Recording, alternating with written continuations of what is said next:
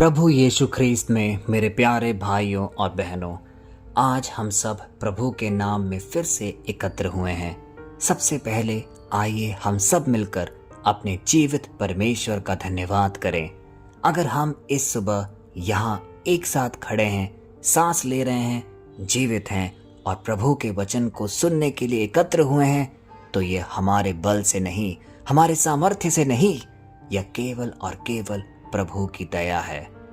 हमारे जीवन में हर दिन अलग अलग परिस्थितियां आती हैं, कभी खुशी, कभी दुख, कभी संघर्ष, कभी शांति।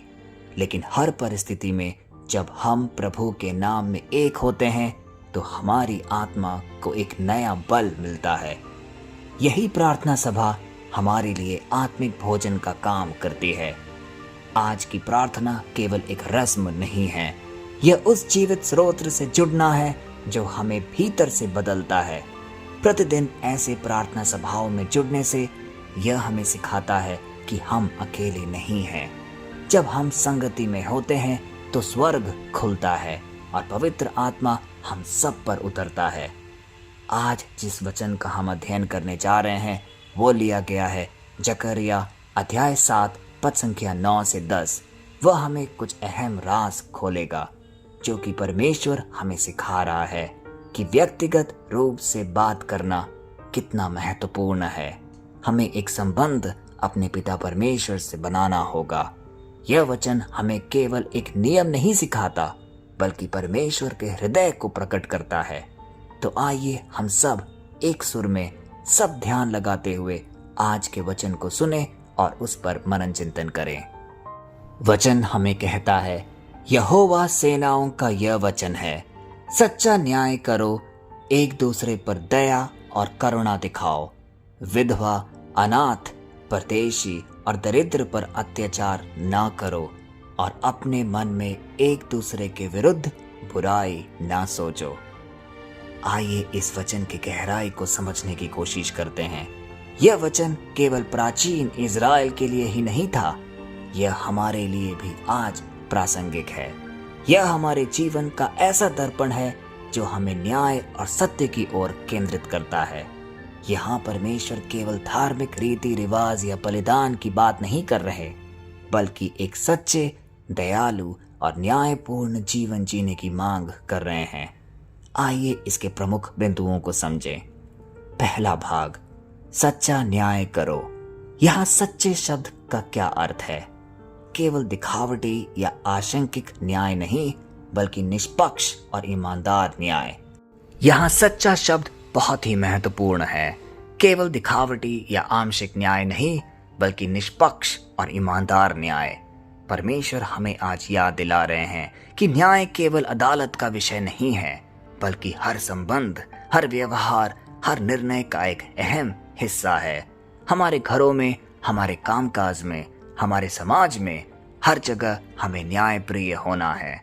परमेश्वर आज हमसे कह रहे हैं, यदि तुम मेरे लोग कहलाना चाहते हो तो तुम्हारा जीवन दूसरों के लिए न्याय और समानता का बेहतर उदाहरण होना चाहिए। दूसरा अहम बिंदु, एक दूसरे पर दया और करुणा दिखाओ।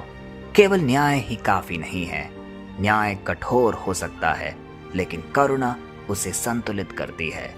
दया का अर्थ है किसी भी स्थिति में खुद को रख कर देखना। करुणा का अर्थ है दूसरों की पीड़ा को अपनी पीड़ा समझना। मसीही जीवन का सबसे बड़ा चिन्ह यही है, प्रेम और करुणा। परमेश्वर हम सबसे कह रहे हैं, तुम्हारे शब्द और कर्म प्रेम के बिना अधूरे हैं। न्याय करो पर दया और करुणा के साथ करो। तीसरा अहम बिंदु, विधवा, अनाथ, परदेशी और दरिद्र पर अत्याचार न करो। यह परमेश्वर का हृदय है।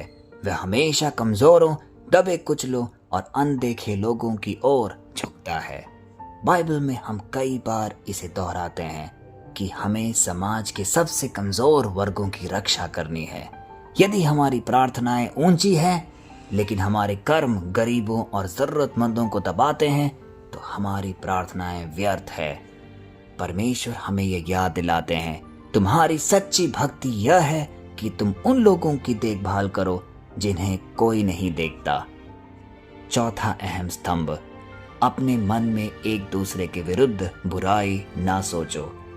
पाप की शुरुआत मन से होती है। यदि हम अपने विचारों को नियंत्रित नहीं करते तो वे धीरे धीरे हमारे शब्दों और कर्मों में प्रकट होने लगते हैं। यह वचन हमें सिखाता है कि परमेश्वर केवल हमारे कार्य ही नहीं बल्कि हमारे मन और विचारों को भी देखता है। इसीलिए पवित्र आत्मा हमें पवित्र विचारों से भरना चाहता है। परमेश्वर हमसे कह रहे हैं, पवित्रता बाहर से नहीं अंदर से शुरू होती है।